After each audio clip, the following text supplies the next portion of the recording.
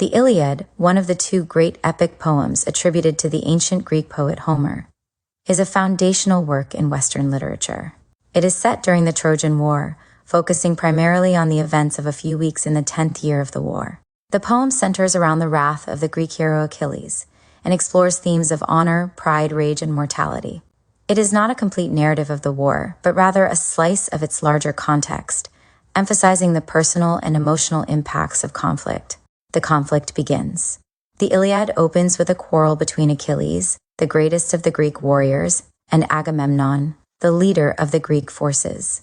The Greeks are fighting against the Trojans to reclaim Helen, the wife of Agamemnon's brother Menelaus, who was taken by the Trojan prince Paris. As the war drags on, a plague strikes the Greek army, sent by Apollo as punishment, because Agamemnon has dishonored Apollo's priest, Chryses.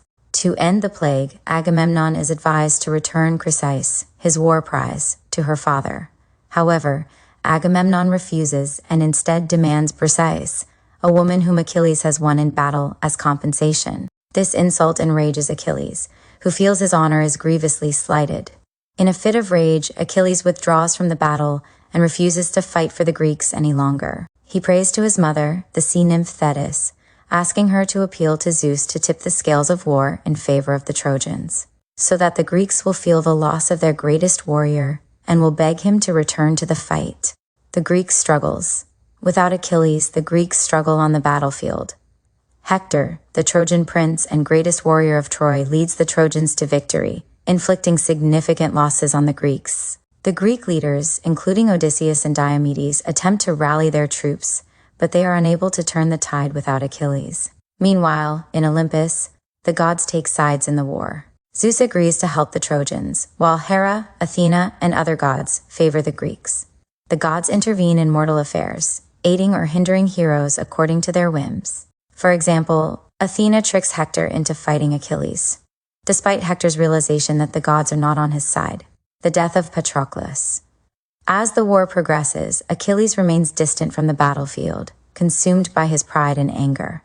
However, his close friend and companion, Patroclus, grows increasingly frustrated by the Greeks' defeats. In an attempt to inspire the Greek troops, Patroclus asks Achilles for permission to wear his armor and lead the Myrmidons, Achilles' elite warriors, into battle.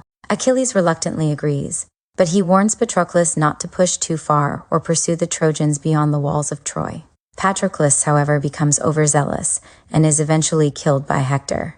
Hector strips Achilles' armor from Patroclus' body, an act that deeply wounds Achilles. The death of Patroclus is a turning point in the story, reigniting Achilles' rage and desire for revenge. Achilles returns to battle. Grief-stricken and filled with a thirst for vengeance, Achilles returns to the battlefield. He refuses to accept any offer of reconciliation from Agamemnon, who seeks to make amends by offering Achilles the return of Briseis and additional rewards. Achilles, now fully focused on his personal vendetta, rejects these overtures and vows to kill Hector. In the meantime, Hector has taken refuge within the walls of Troy, where he is urged by his wife Andromache to avoid further combat for the sake of their son and family. However, Hector feels bound to defend his city in honor, even though he knows the outcome may be grim. The duel between Achilles and Hector. The climactic moment of the Iliad occurs when Achilles and Hector face off in a duel outside the gates of Troy. The two warriors engage in a fierce battle, with Hector realizing that the gods have abandoned him. In the end, Achilles, driven by wrath and a desire to avenge Patroclus' death, kills Hector. As Hector lies dying, he pleads with Achilles to return his body to his family for a proper burial, but Achilles refuses. Instead, he desecrates Hector's body by dragging it behind his chariot. The ransom of Hector's body. The Iliad ends with a poignant moment of reconciliation. King Priam, Hector's father, disguised as a beggar, visits Achilles' camp to ransom his son's body. Priam appeals to Achilles by reminding him of his own father, Peleus, and the pain of losing a son. Moved by Priam's words and his grief, Achilles finally agrees to return Hector's body for burial. The two men, one a victor and the other a grieving father, share a moment of mutual respect. The final scene of the Iliad shows the Trojans mourning Hector's death and preparing for his funeral.